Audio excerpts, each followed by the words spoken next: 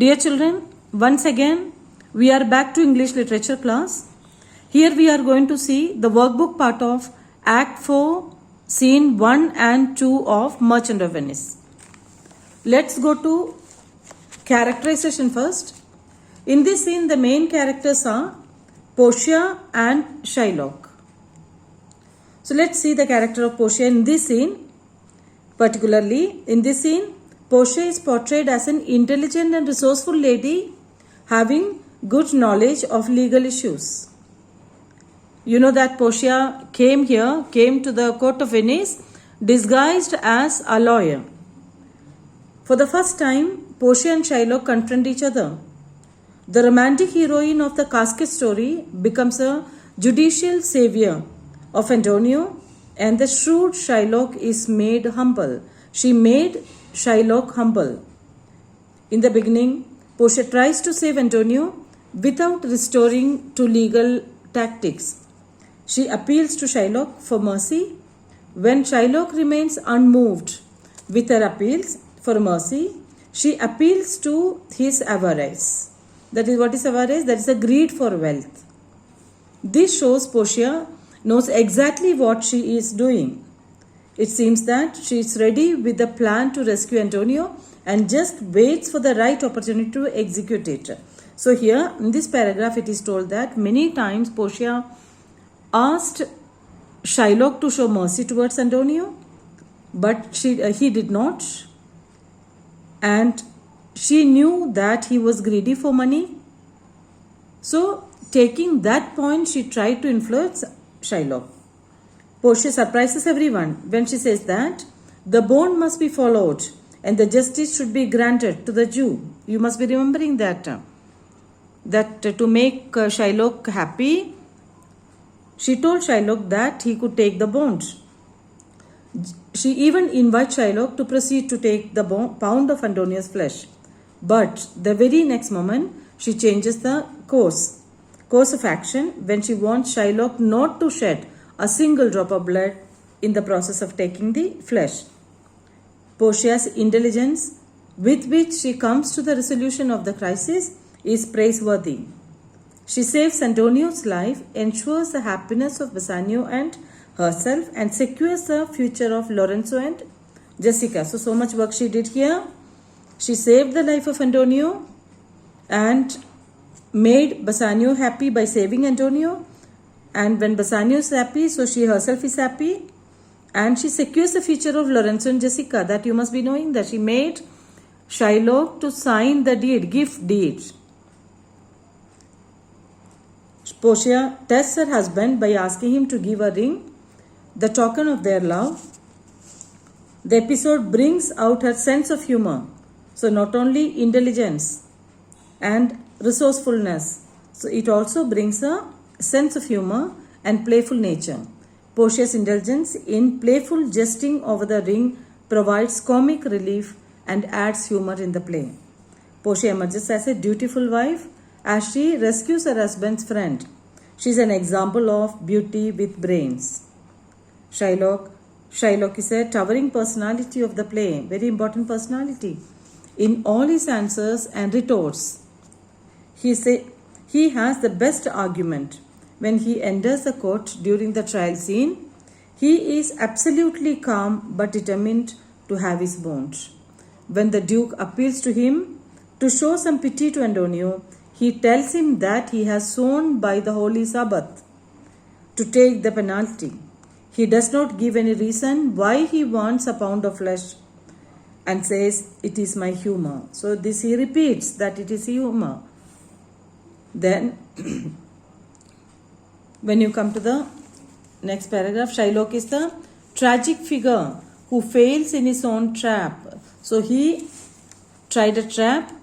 He tried to trap Antonio, but he falls in his own trap. He had insisted on having justice according to the letter of the law, and it is precisely by the letter of the law he is defeated. So according to the bond, he wanted to take penalty, and with the same bond he got trapped, because in the bond it had not written that he could shed blood.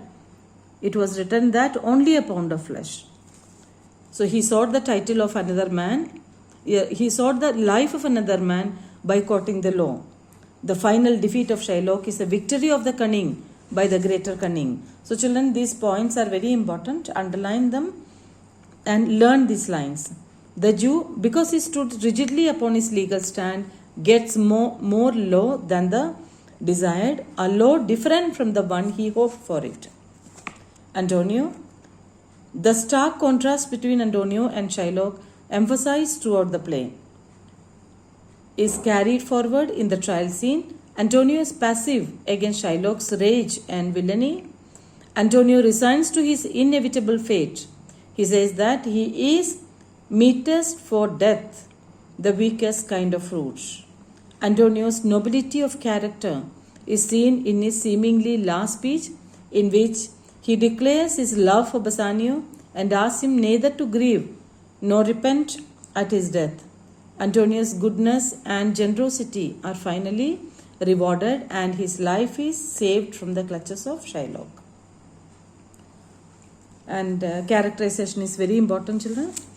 And critical comments, if you see how it is narrated and how is this drama. And this trial scene is known for its narrative and drama. In this, in Portia and Shylock, hitherto unknown to each other, are face to face. First time they are coming face to face. Belmont meets Venice. Shylock, as a lonely individual, confronts the corporate Venetian state and its citizens. Antonio and Bassanio, who are the symbol of Venice, find themselves helpless when confronted by the Jew. Shylock does not represent Venice, as he is shunned by the entire city. Why is he shunned? Because he was a money lender. He used to take huge interest from the people, and people of Venice never liked him. It is Portia, who represents Belmont, comes to the rescue of Venice. Through Portia's clever manipulation, Antonio's safety is assured, but the trial imposes an atmosphere of danger. Indeed, this scene is a complete drama in itself, with exposition development through conflict, crisis, climax, followed by resolution. Then mercy versus justice. Shylock does not see himself at fault. He repeatedly stresses that he demands only justice and takes pride in it. According to the Old Testament, the law of the Jesus is an eye for an eye and a tooth for a tooth. Therefore, Shylock considers himself to be acting as per the law. This belief contradicts the Christian law voiced by Portia, which regards mercy and forgiveness as the highest attributes to God. So here, mercy versus justice. Shylock was not ready to show mercy. He believed an eye for an eye and a tooth for a tooth. That means if one does wrong to you, you also should do the same to him. But Christianity did not believe in that. It believed that mercy and forgiveness are the highest attributes of God. Then Shylock reveals the hypocrisy of Christians. They expect mercy from others, but in their own turn show very little mercy. So this is a very important part. Underline such important lines. Afterwards it will be easy for you to read. So what was the hypocrisy of Christians which Shylock believed? They expect mercy from others, but they don't show mercy to others. He reminds the Christian of their hypocrisy in their appeals for mercy. Example is given. These lines you can quote. Shylock's hatred for the Christian is the result of oppression and ill treatment meted out of the Jews by the Christian society. So why? This is one of the reasons why Shylock is so cruel. In the Christian society, he was oppressed and he was ill treated by the Christians. They cannot complain now if Shylock compels them to apply strictly their own laws. Shakespeare has shown that hate breeds hate until it is ultimately defeated. Thus, the theme of mercy versus justice is fully developed in this scene. It shows that law, when it is carried to the extreme, ceases to be just and becomes wrong. So, if you try to use law to the extreme, it may become wrong. So, here also same thing has happened. Shylock wanted to take a pound of flesh and he wanted to take the bone, but the law turned against him. When he was trying to follow the law strictly, it turned against him. Moral and structural center of the play. Trial scene is the moral and structural center of the play. At the end of the scene, justice prevails and the villainy is defeated, and the hero comes out as a winner. Shylock, the villain, is deprived of his daughter, his property and religion. And in this next important is contrasting viewpoints. Arguments by Shylock and Portia give an exposition of the issue involved. This verbal exchange also serves to emphasize the contrasting personalities of the various people. Portia's mercy speech portrays her own quality of spiritual grace as well as Christian doctrine of mercy.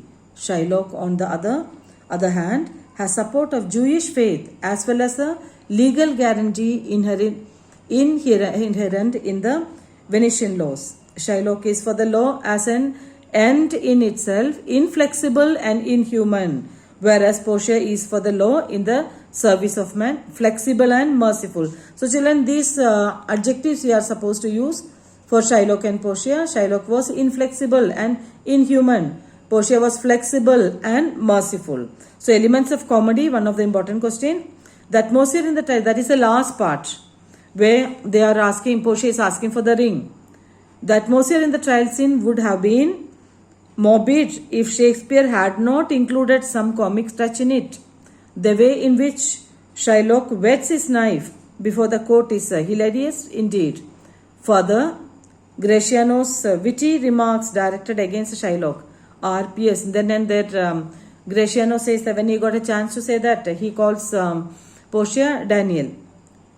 And he echoes Shylock's previous exclamations. Learned judge, a second Daniel, an upright judge, I thank the Jew for teaching. So he repeats Shylock's words. Then comedy of the rings. The comedy of the ring episode has its origin in this scene. Towards the end of the scene, Portia and Nerissa cleverly manage to get their rings from their husbands. The parting with the ring subsequently leads to a lot of mirth and laughter. Okay, legal quibble. The trial scene, Portia at first acknowledges the validity of the bond which Antonio had signed, and even she declares that Shylock has a right to cut off a pound of flesh. She tempts Shylock with offers of money and then appeals to him to show mercy, but she fails in her attempts to save Antonio. At last, Antonio was trapped by Portia. So this is a legal quibble she played. Okay, and rise and fall of Shylock's emotions. In the beginning of the scene, Shylock is portrayed as a self-confident man, and when you see at the end of the trial scene, you can see Shylock slowly losing confidence. So children, read this workbook thoroughly, understand it, and only after that you go to the questions, context questions. And I have already posted some of the questions as an example, some of the answers of the context questions in the WhatsApp. Please go through that and complete your workbook. Thank you. Have a good time.